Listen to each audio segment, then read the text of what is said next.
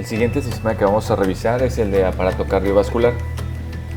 Dentro de las necesidades que tiene cada célula de nuestro cuerpo, que podemos poner en agua, oxígeno, nutrientes, así como también deshacerse de los desechos que producen estas mismas células, requiere un sistema que le permite desplazar todos estos para cumplir con el objetivo de nutrir, producir energía y precisamente ocuparse de los desechos de las células.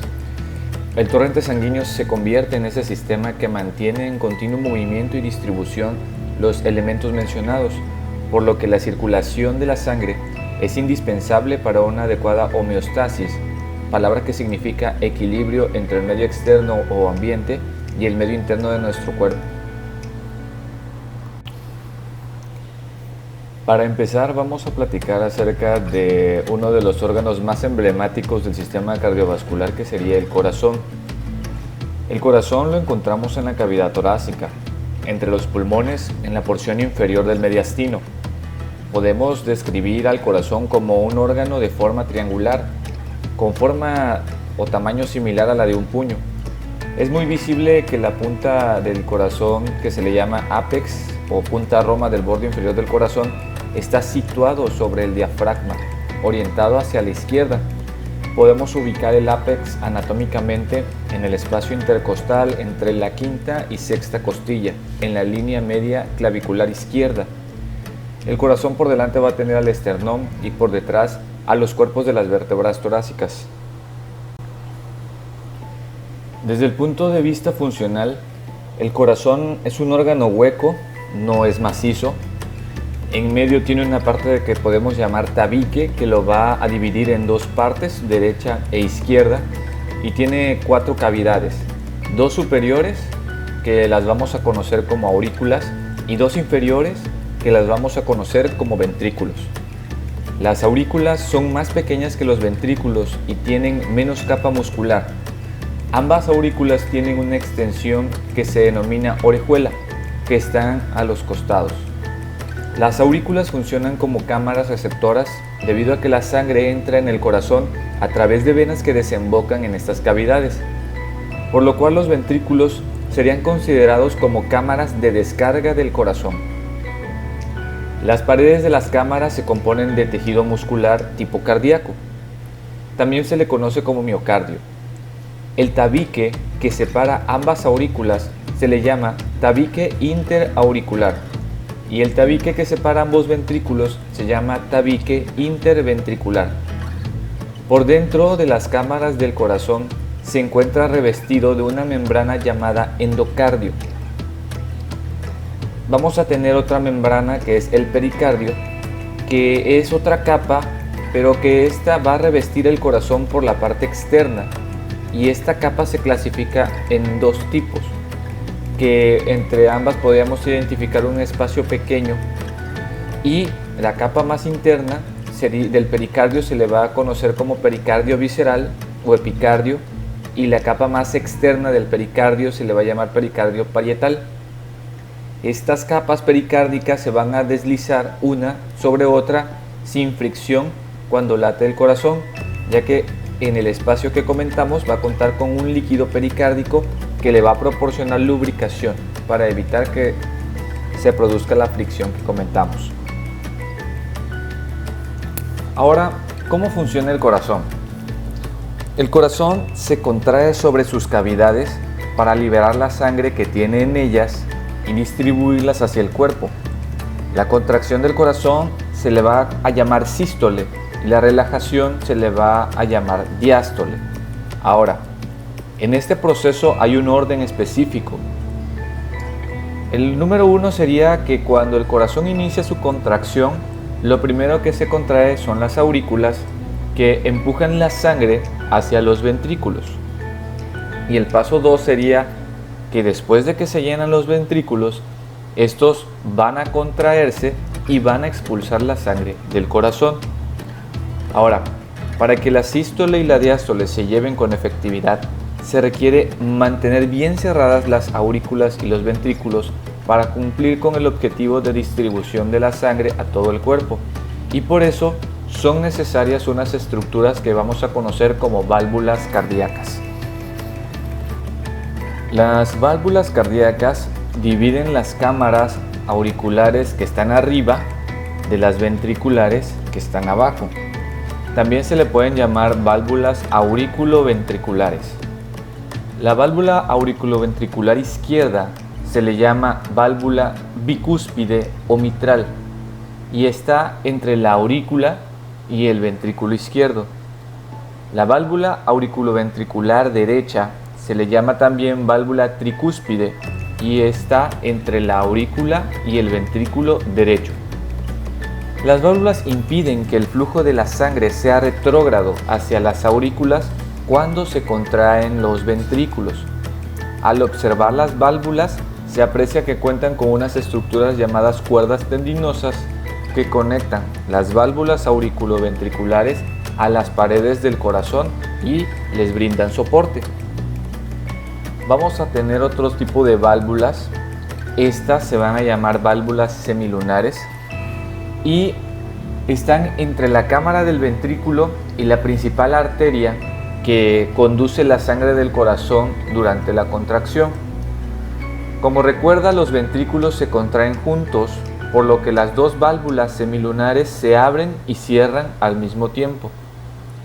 Siendo específicos con las válvulas semilunares, vamos a tener a la válvula semilunar pulmonar, que va a estar situada al comienzo de la arteria pulmonar y permite que la sangre salga del ventrículo derecho hacia las arterias durante la sístole. Y esta va a impedir que la sangre retroceda otra vez cuando el ventrículo regrese a la diástole o a su etapa de relajación. La válvula semilunar aórtica va a estar situada al comienzo de la aorta y va a permitir el flujo de salida del ventrículo izquierdo en dirección evidentemente hacia la aorta, y esta va a impedir el retroceso de la sangre hacia el ventrículo izquierdo. Bien, ahora el funcionar del corazón genera un sonido que, utilizando las herramientas adecuadas, nosotros podemos estudiar y que nos ayuda a tomar decisiones y a analizar el funcionamiento del corazón. Estos sonidos los vamos a conocer como ruidos cardíacos. En general podemos estudiar dos sonidos básicos del corazón. Uno lo vamos a conocer como el primer tono. Este va a ser causado por la vibración y cierre brusco de las válvulas auriculoventriculares cuando se contraen los ventrículos, y este primer tono va a durar más y tiene un tono más bajo comparado con el segundo. Posterior a que ocurre el primer ruido, vamos a ver que va a existir una pequeña pausa entre este primer ruido y el que le sigue. La pausa que existe entre este primer tono y el segundo va a ser muy corta que la que existe, por ejemplo, después de la siguiente, que es al término del segundo ruido. Esto es importante recalcarlo porque es una manera que podemos de identificar cuáles son el inicio del latido y el término del latido. Y después vamos a tener un segundo tono. El segundo tono cardíaco va a estar causado por el cierre de ambas válvulas semilunares cuando se relajan los ventrículos en la diástole. Ahora vamos a revisar la parte del flujo de la sangre a través del corazón. ¿Cómo se distribuye? Hablar del flujo de sangre es mencionar paso a paso cómo se desplaza por los diferentes órganos, y podríamos ponerlo en pasos, ¿no? Primero, vamos a entender que las aurículas se van a contraer de forma simultánea. A esta contracción de las aurículas la vamos a conocer también como sístole auricular.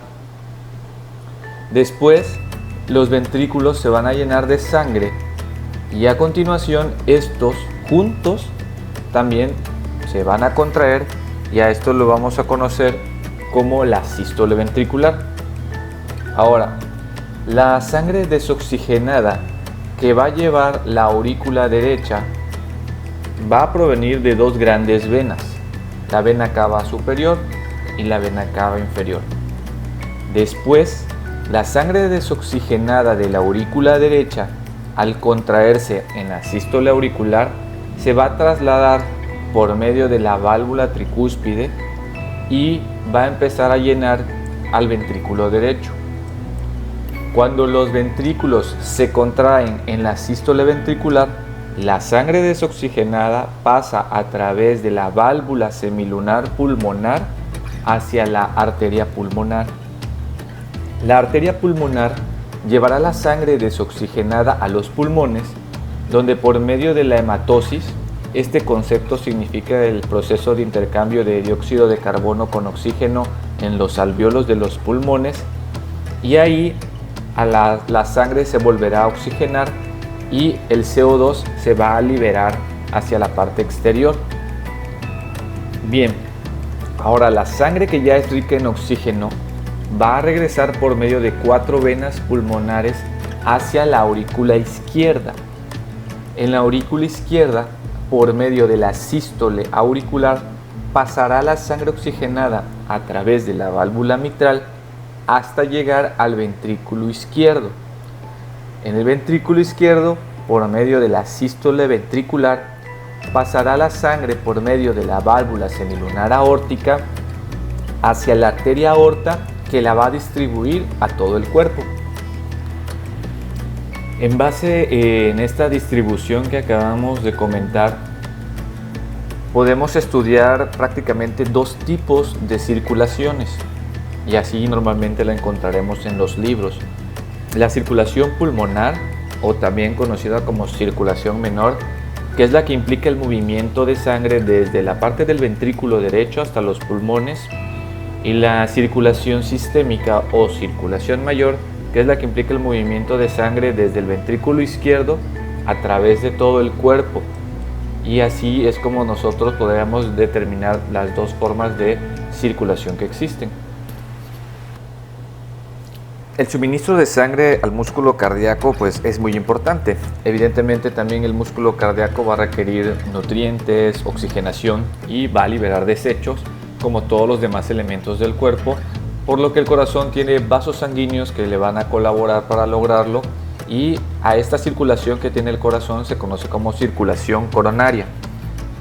La sangre oxigenada llega al músculo cardíaco por medio de 2 vasos pequeños llamados las arterias coronarias. Hay una derecha y una izquierda. Las arterias coronarias son las primeras ramas de la aorta. Los orificios de esos vasos sanguíneos están detrás de las valvas de la válvula semilunar aórtica, y posteriormente la sangre con desechos va a retornar por medio de las venas cardíacas, que van a desembocar en lo que vamos a conocer como el seno coronario, y el seno coronario está en la aurícula derecha. Hay un concepto que tenemos que definir, que es la parte de ciclo cardíaco. Podríamos decir que el ciclo cardíaco, cada latido completo significa que se cumplió ese ciclo cardíaco, y este incluye la contracción, que sería la sístole, y la relajación, que sería la diástole, tanto de las aurículas primero como de los ventrículos después. En por medio este ciclo puede tardar 0.8 segundos, y esto es solo si el corazón late en un promedio de 72 latidos por minuto. Claro que puede modificarse este número de latidos, entrando ya algunos conceptos, como por ejemplo que a menos de 60 latidos por minuto tenemos bradicardia, o un corazón lento o un latido lento, y en la parte de por encima de 100 tenemos taquicardia, que serían latidos del corazón muy rápidos. Ahora comentemos la actividad eléctrica del corazón, su sistema de conducción principalmente. El sistema de conducción es parte de la estructura del corazón. Podríamos comentar que es quien colabora o ayuda para que se pueda como tal contraer el corazón. Entonces, este músculo cardíaco que nosotros tenemos, para que se pueda contraer, va a requerir de este sistema eléctrico, que va a hacer que prácticamente marque la pauta para que el músculo trabaje de forma coordinada y eficiente.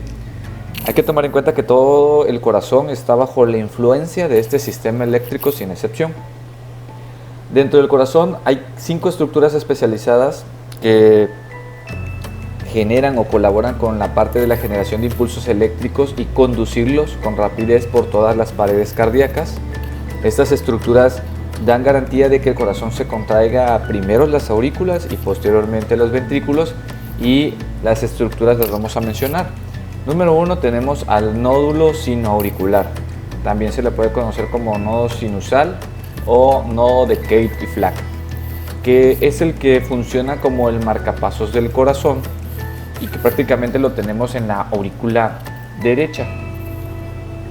El otro vamos a tener que son los haces o fibras internodales. Estas haces o fibras internodales van a transportar el impulso que genera el nodo sinusal por las cámaras auriculares para llegar a otro nódulo que ahorita vamos a mencionar, que está en medio del corazón. Les menciono ahorita cuáles son las fibras internodales. Podemos subclasificarlas en tres.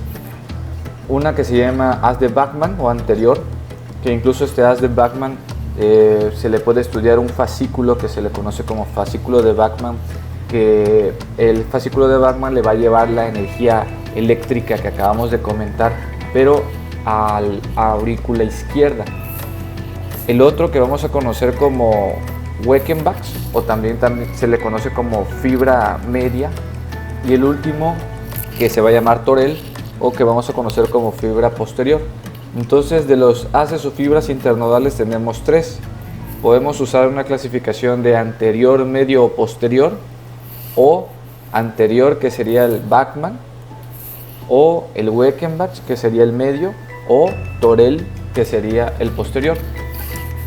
Todas estas fibras van a ir a converger en un solo punto que vamos a conocer como nódulo aurículo-ventricular. Este nódulo aurículo-ventricular también puede recibir el nombre de nódulo de Ashoff-Tawara. Este nódulo lo vamos a encontrar nosotros prácticamente en el tabique interventricular, prácticamente en la parte superior.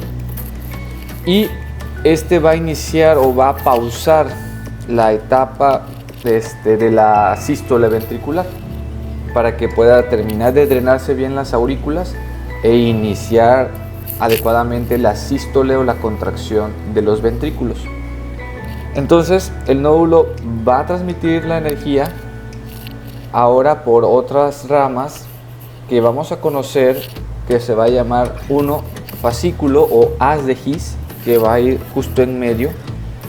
Este va a ir descendiendo por el tabique interventricular y posteriormente se va a dividir en dos ramas. Vamos a tener una rama izquierda y una rama derecha.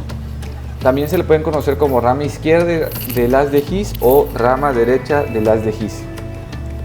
Esas ramas van a llegar prácticamente hasta el ápex, hasta la punta, ¿sí?, de la parte del tabique interventricular, y van a irse distribuyendo por las paredes del corazón de forma lateral, pero ahora ya como una estructura diferente, más ramificada, que se le va a conocer como ramas subendocárdicas o fibras de Purkinje. Y estas fibras de Purkinje son las que van a finalizar la transmisión de la energía eléctrica. Entonces, dándole un repaso a cómo viaja el impulso, podríamos mencionar que el impulso va a iniciar en el nódulo sinoauricular, que es el que funciona como el marcapasos del corazón. Este impulso eléctrico va a viajar por las fibras internodales.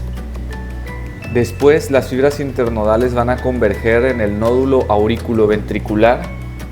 Aquí hay una leve pausa del estímulo. Posteriormente el estímulo va a continuar por el fascículo auriculoventricular o haz de His. Este haz de His, conforme va descendiendo, se va a bifurcar y va a formar la rama izquierda del haz de His y la rama derecha del haz de His. Y finalmente estas ramas se van a ir dividiendo en las fibras de Purkinje para terminar de distribuir el estímulo eléctrico. Bien, todas estas estructuras y mecanismos eléctricos sirven para que haya un constante flujo de sangre a través del corazón y que lo distribuya a todo el cuerpo. Vamos a entender el concepto de gasto cardíaco, porque precisamente el gasto cardíaco se va a considerar el volumen de sangre promedio que bombea cada ventrículo por minuto.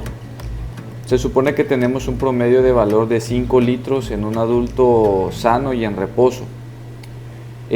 Para que se pueda dar bien la meta del gasto cardíaco, vamos a depender de otros elementos, que uno es la frecuencia cardíaca, que es el número de latidos del corazón en un minuto, y el otro va a ser el volumen sistólico, que va a representar la cantidad de sangre que expulsan los ventrículos en cada latido. Y claro, para que todo esto funcione bien, tanto las cámaras se tienen que llenar bien de sangre, el impulso eléctrico debe ser eficaz y las partes de las válvulas deben de funcionar correctamente. Bien, la frecuencia cardíaca, para que sea eficaz, pues tenemos que entender que alguien debe de indicar o debe haber algún sistema que mantenga este impulso o la generación del impulso eléctrico de forma constante, y pues quien en realidad manda o controla prácticamente todas las funciones de nuestro cuerpo es el sistema nervioso. Hay un área en el sistema nervioso que vamos a especificar que se llama sistema nervioso autónomo. Aquí el sistema nervioso autónomo es quien va a determinar aumentar o disminuir la frecuencia cardíaca. El sistema nervioso autónomo tiene una subdivisión que se le puede conocer como sistema nervioso simpático, ¿sí? Y este sistema nervioso simpático es el responsable de aumentar la frecuencia cardíaca del corazón por medio de un estímulo que va a enviar por el nervio cardíaco y donde libera una sustancia llamada neurotransmisor, que esta sustancia la vamos a conocer con el nombre de noradrenalina. Entonces, ante la liberación de la noradrenalina en el músculo cardíaco, pues evidentemente obtenemos como respuesta un aumento de la frecuencia cardíaca. Esto por medio del sistema nervioso autónomo en la parte simpática. Ahora, este mismo sistema nervioso autónomo pues tiene que tener la capacidad de disminuir la frecuencia. El mismo sistema nervioso autónomo, otra de su subdivisión que tiene, va a ser la parte parasimpática. El sistema nervioso autónomo en la parte parasimpática va a ser el encargado de reducir la frecuencia cardíaca, y esto lo va a llevar a cabo por la transmisión de una señal por medio del nervio vago, o también se le conoce como décimo par craneal, y también va a liberar una sustancia, un neurotransmisor que vamos a conocer como acetilcolina, y este es el que le va a indicar prácticamente al nodo sinusal disminuir la frecuencia cardíaca. Ahora revisemos los vasos sanguíneos. Los vasos sanguíneos pues son las estructuras por donde viaja la sangre en el cuerpo humano y distribuye nutrientes y recoge desechos. Los vasos sanguíneos se clasifican por su estructura y la función que tiene. Si partimos desde el corazón, la primera gran arteria que nos topamos es la aorta. Posteriormente las arterias se van a ir ramificando y estas llegarán a un punto donde son muy finas, y al llegar a este tamaño se le van a conocer como arteriolas. Estas arteriolas van a llegar hasta la unidad más pequeña, que van a ser los capilares. En los capilares es donde ocurre el intercambio de nutrientes y gases entre la sangre y el líquido tisular que está alrededor de las células. Partiendo de los capilares se van a organizar vasos sanguíneos muy finos que vamos a llamar vénulas, en los cuales van a viajar principalmente los desechos y el dióxido de carbono, y estas irán convergiendo en vasos más grandes que posteriormente llamaremos venas. A las venas más grandes se les puede llamar incluso como senos, como por ejemplo la vena cava superior y la vena cava inferior. Bien, ahora vamos a revisar las diferentes estructuras que van a conformar los vasos sanguíneos. Número 1, vamos a contar con una capa externa, también se le puede llamar túnica externa o adventicia. Está hecha de tejido conjuntivo muy fuerte para evitar que se rompa con la presión ejercida por el corazón. Vamos a tener una capa media. Esta capa media también se le llama túnica media y está formada por músculo liso. Esta capa de músculo liso es mucho más gruesa en las arterias que en las venas. Y esto es útil porque las presiones en las arterias son más fuertes, por lo que necesitan mayor fuerza y tensión muscular, y además van a permitir que haya un mejor control del flujo sanguíneo ante las diferentes demandas que tiene el cuerpo, tanto en ejercicio como en reposo. Esto va a llevar a que puedan aumentar su calibre, generando vasodilatación, o disminuyendo el calibre, o lo que podríamos conocer como vasoconstricción. De ahí vamos a tener la capa interna, también se le conoce como túnica íntima, que prácticamente son un grupo de células epiteliales escamosas que van a tapizar la superficie interna de los vasos sanguíneos. Dentro de las funciones que podemos encontrar de estos vasos sanguíneos, bueno, las arterias y arteriolas pues distribuyen la sangre desde el corazón a los capilares de todas las regiones corporales. Claro que cuando pensamos que ya proviene del corazón por medio de las arterias, es sangre oxigenada y rica en nutrientes. También, al tener un mecanismo de contracción o vasoconstricción, o de dilatación o vasodilatación, vamos a colaborar en que ellas mantengan un nivel adecuado de presión arterial en el transcurso de todo el día, e incluso aumentando o disminuyendo según las necesidades de tu cuerpo. Después de que llegan las arteriolas, evidentemente pasamos a los capilares, y es aquí en los capilares donde son los puntos de intercambio principales que permite dejar los nutrientes que está trayendo las arterias, el oxígeno, también que van a ocupar las células, y aquí mismo inicia la parte de recolección o intercambio. Entran los desechos de las células y también el CO2. Posteriormente pues vamos a tener la parte de las venas y las vénulas, que ellas van a ser las que drenan la sangre de estos capilares y van a ir convergiendo hasta el punto de devolverlas al corazón. Estas estructuras también pueden servir como reservorios de sangre, ya que al tener cierta capacidad de expandirse y contraerse pueden albergar un volumen de sangre mayor o menor. Bien, ahora revisaremos parte de las diferentes arterias que tenemos dentro de nuestro cuerpo. Iniciaremos con la parte superior, con cabeza y cuello. Normalmente para el estudio de las arterias siempre se parte desde la parte medial o la parte central, prácticamente lo que correspondería a partir de la aorta, como uno de los puntos iniciales donde vamos a empezar a describir las diferentes arterias que tenemos. Entonces, la primera que tenemos sería la arteria carótida común. La arteria carótida común pues es uno de los troncos principales que va a dirigir la sangre oxigenada hacia el cuello y la cabeza. Cabe la pena mencionar que ellas nacen en lugares diferentes, como pueden observar. La parte de la carótida izquierda nace directamente del arco de la aorta, y mientras la otra va a nacer de lo que es el tronco brachocefálico del lado derecho. Entonces, esta es la arteria carótida común. Después de la arteria carótida común vamos a ir ascendiendo y vamos a observar las otras arterias que tenemos acá. Esta es la carótida externa. La carótida externa tiene como función principal pues dar irrigación a la región superficial del cuello, cara, ojo y laringe.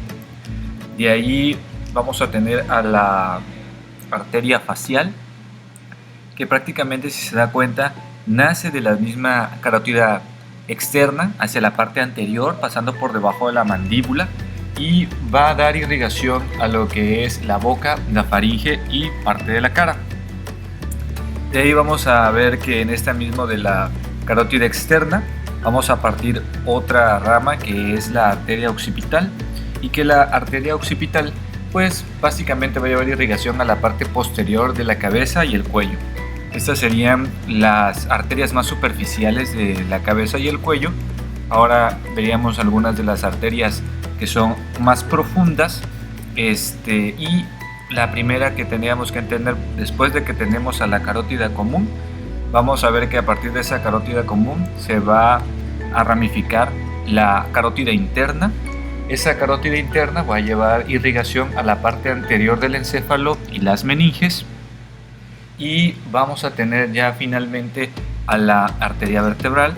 Nada más que hay que observar que la arteria vertebral no nace como tal de la base de la arteria carótida común, sino ella va a nacer de ambos secciones de las subclavias, tanto del lado derecho como del lado izquierdo.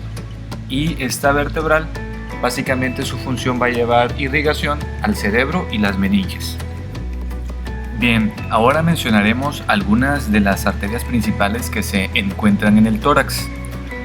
Volvemos a tomar el mismo punto del corazón como la principal fuente de eyección de las arterias, y una vez que la sangre sale por el ventrículo izquierdo hacia la aorta la vamos a dividir en porciones. Esta primera porción de la aorta se le llama aorta ascendente, y aquí en la aorta ascendente prácticamente van a nacer dos arterias que van a ser las coronarias derecha e izquierda, y que van a hacer función prácticamente a irrigar el corazón. Posteriormente va a ir ascendiendo la aorta y vamos a localizar esta parte que se llama callado aórtico o arco aórtico, también se le puede conocer, y de aquí van a nacer tres vasos. El primero vamos a reconocer que se va a llamar tronco brachiocefálico, ¿sale? El de en medio, bueno, ya lo habíamos visto en la parte de cabeza, que sería la carótida común izquierda, y la tercera va a ser la arteria subclavia izquierda. Esta última subclavia izquierda, bueno, va a dar prácticamente función o irrigación hacia la extremidad superior izquierda. Y bueno, el brachiocefálico que no mencionamos, bueno, vimos que de aquí van a ser la carótida común derecha, entonces tenemos que ponerle la función de que va a transportar sangre tanto a cabeza y cuello, pero evidentemente después de esta viene la parte de la subclavia derecha que va a llevar la sangre hacia la extremidad derecha.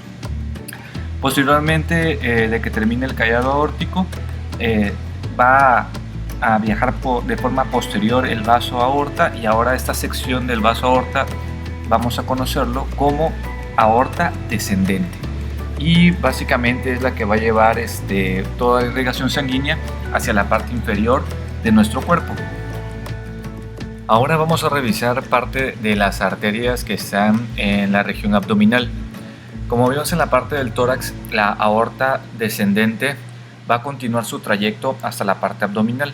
Gracias a eso incluso la podemos dividir en dos partes, una aorta descendente torácica y una aorta descendente abdominal. La aorta descendente abdominal pues prácticamente es quien va a llevar la irrigación a todos los órganos que se encuentran dentro de la cavidad abdominal. Ahorita solamente mencionaremos algunos por sus particularidades y relevancia. Número uno, tendríamos que entender que vamos a tener el tronco celíaco.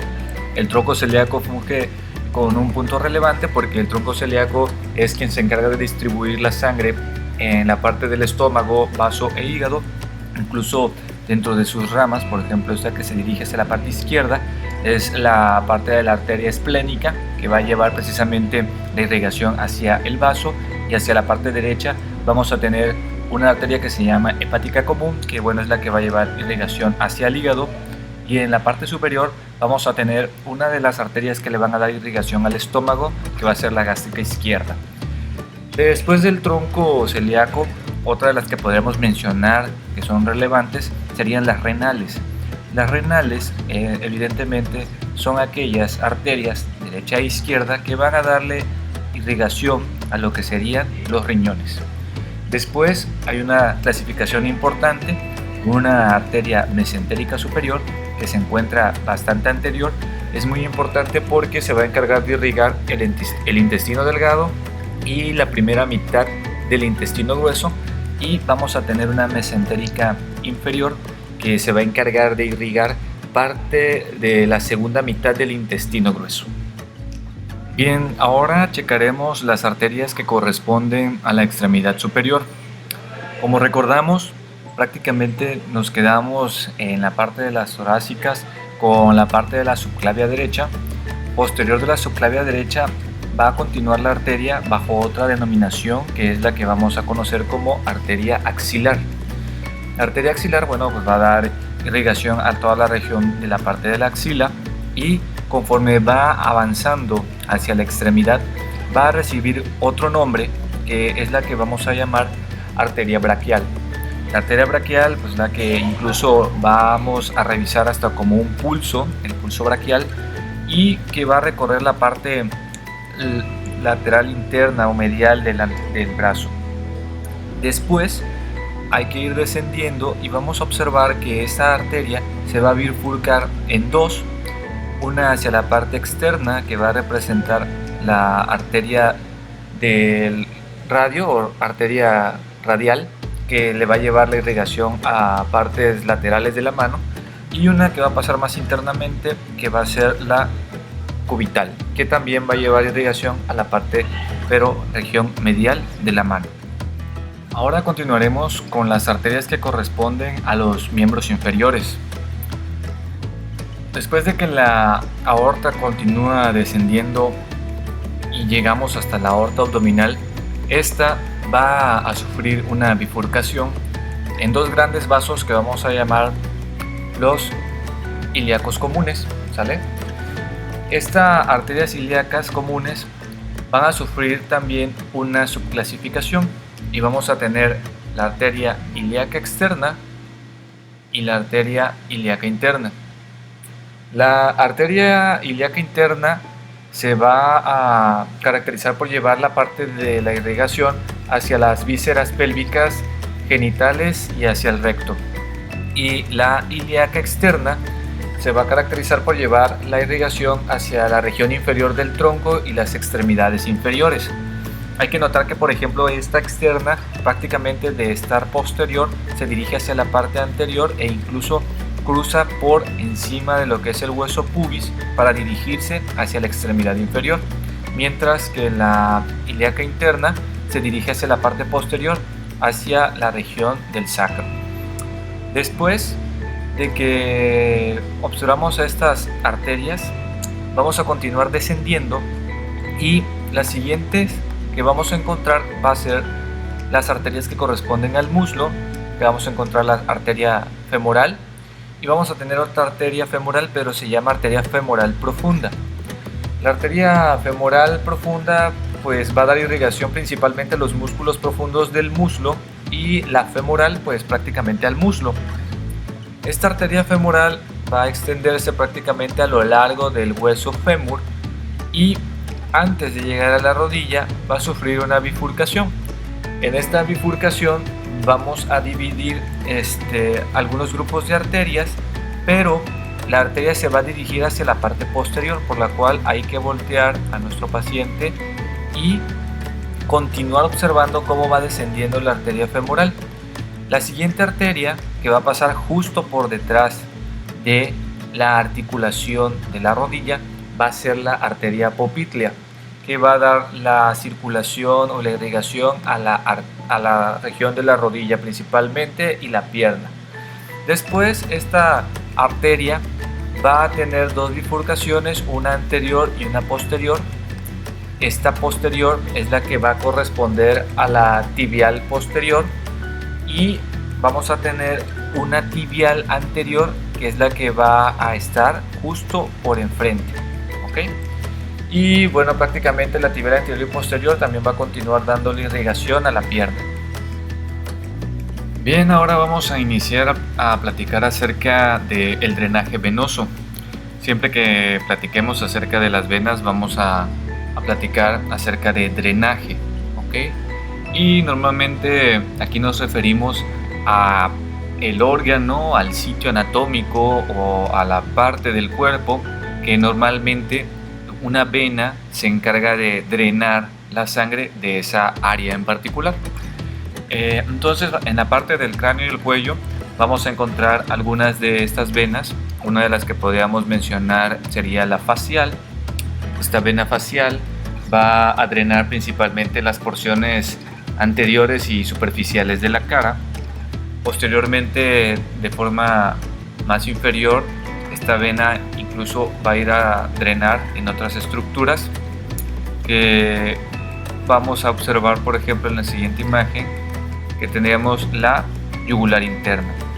Esta yugular interna va a ser una de las venas que va a drenar principalmente venas que provienen del cerebro, que también se conocen como senos que provienen del cerebro. Y la otra que vamos a mencionar va a ser la yugular externa, que la yugular externa principalmente se va a encargar de drenar la sangre de los tejidos superficiales de la cabeza y el cuello. Ahora vamos a revisar algunas de las venas principales que se encuentran en el tórax. Podríamos iniciar desde la vena subclavia. La vena subclavia prácticamente trae el drenaje de las extremidades superiores. Vamos a tener venas subclavias tanto derecha como izquierda.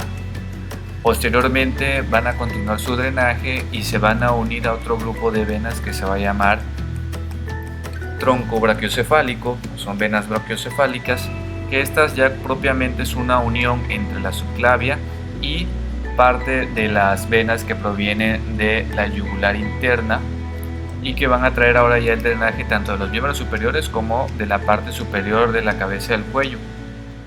Posteriormente estos van a converger en una vena que se va a conocer como vena cava superior. Esta vena cava superior pues prácticamente trae toda la sangre o el drenaje de la parte de la cabeza, el cuello y los miembros superiores, y pues va a desembocar prácticamente en la aurícula derecha del corazón. Y otra de las principales que podemos mencionar aquí sería la vena cava inferior. La vena cava inferior pues es la que va a traer el drenaje de todas las estructuras que se encuentran por debajo del tórax y que va a terminar este drenaje también en la parte inferior de la aurícula derecha. Ahora revisaremos algunas de las venas que tenemos en el abdomen de forma general. Vamos a checar, por ejemplo, una de las que normalmente es relevante es la hepática, que comúnmente son un grupo importante de ramas de venas que drenan prácticamente en lo que vamos a ver como la parte de la vena cava inferior, que posteriormente es llevada hacia el corazón, hacia la aurícula derecha. Esa es una. De ahí podríamos tener también la portal. La portal, bueno, va a tener el drenaje principal de las áreas donde se encuentran los intestinos y órganos internos adyacentes. Esta normalmente es muy importante, ya que normalmente casi toda la parte intestinal, el drenaje desemboca en esta y se toma como un punto relevante, ya que incluso para ciertos estudios es importante la presión que mantiene esta vena hepática portal, o también conocida como la vena porta. La otra vena que podemos mencionar en este punto, nada más a manera de ejemplo, que prácticamente cada órgano puede contar con su propio drenaje, sería la esplénica. Esta pues obviamente se va a encargar de drenar la sangre que tiene en este caso el vaso. Podríamos encontrar también homólogas de las arterias, como por ejemplo recordemos la mesentérica superior. Entonces también vamos a tener una vena mesentérica superior. Esta vena mesentérica superior también va a drenar la sangre del intestino delgado y también de la parte superior del colon, y también vamos a tener la mesentérica inferior, que esta principalmente se va a encargar de drenar la sangre del colon descendente y del recto. Bien, ahora vamos a revisar algunas de las venas que pertenecen al miembro superior. Empezando con algunas de las partes más distales, podríamos mencionar, por ejemplo, las venas radial, ¿sale?, y las venas cubital. Estas venas, por ejemplo, la parte radial, bueno, pues se va a encargar de drenar el área principalmente del antebrazo lateral, y la parte de la vena cubital se va a encargar de drenar la parte de la región del antebrazo medial. Posteriormente estas incluso se pueden conjuntar o se pueden combinar, como en esta parte. Y esta media cubital esta vena es relevante porque incluso es un punto anatómico fácil de buscar. A veces en el pliegue del codo nosotros notamos que tenemos una vena que sobresale más y precisamente esta es una de las venas que nosotros logramos observar con mayor facilidad. De ahí, continuando ascendiendo, vamos a encontrar por ejemplo también la vena cefálica. Es una vena importante porque es una vena bastante larga y que prácticamente drena toda la sangre de lo que es la parte de la porción lateral del brazo. Después, si continuamos ascendiendo, vamos a observar otras, por ejemplo la basílica. Esta, si observa, se desplaza o se encuentra principalmente en la región medial del brazo y bueno, pues principalmente el drenaje que provee es para la porción medial del brazo. De ahí vamos a tener al axilar. La axilar que va conjuntando precisamente tanto a la cefálica como a la otra vena basílica, y que bueno, si usted nota prácticamente después de que continúa la parte axilar, pues vamos a terminar en la subclavia, ¿no? Y en ambas subclavias que van a llevar el drenaje precisamente a la parte brachiocefálica o la vena brachiocefálica para dirigirla hacia el corazón. Bien, ahora para finalizar la revisión de las generalidades de las venas, revisemos las venas de los miembros inferiores. Vamos a iniciar prácticamente donde terminamos con la parte arterial, con estructuras anatómicas llamadas venas tibial anterior y tibial posterior. Estas van a tener funciones específicas, ya que por ejemplo la tibial anterior, bueno, pues va a drenar porciones de la profundidad de la pierna y también de la región dorsal del pie, mientras que la parte de la tibial posterior va a drenar sobre todo porciones posteriores de la pierna y de la parte plantar del pie. También vamos a encontrar aquí una arteria que se va a llamar peronea, que dentro de su principal función va a ser el drenaje del área del pie. Después vamos a encontrar a la vena poplitea, que bueno, recordemos que tiene su homóloga, que es también la arteria poplitea, y que también se encuentra en la parte posterior de la rodilla. Su principal función pues va a ser el drenaje de la pierna. Después vamos a encontrar una clasificación de dos largas venas, que sería una de ellas la safena menor, y la característica que tiene es la extensión, ¿no? Prácticamente desde el pie hasta la parte superior de la rodilla, prácticamente drenando sobre la poplitea, y entender que bueno, el drenaje o la zona que drena principalmente es el pie.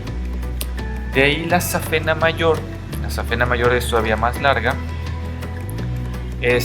Prácticamente vemos la extensión que tiene desde la parte de la pierna pasando por el muslo y prácticamente llegando hasta la vena femoral, y que dentro de la principal función que tiene va a hacer el drenaje de la sangre de la pierna. Después vamos a encontrar por ahí a la vena femoral, que pues también como tiene su homóloga, ¿no?, en la parte arterial, y dentro de la función de la vena femoral pues va a ser el drenaje del muslo. De ahí vamos a tener continuar ascendiendo y vamos a observar que hay una configuración muy similar a las arterias en la parte pélvica, donde vamos a encontrar otra vez nombres como nuestras famosas ilíacas externas, que en este caso serían venas ilíacas externas, que son bilaterales, y en la parte posterior vamos a tener a las venas ilíacas internas. ¿Ok?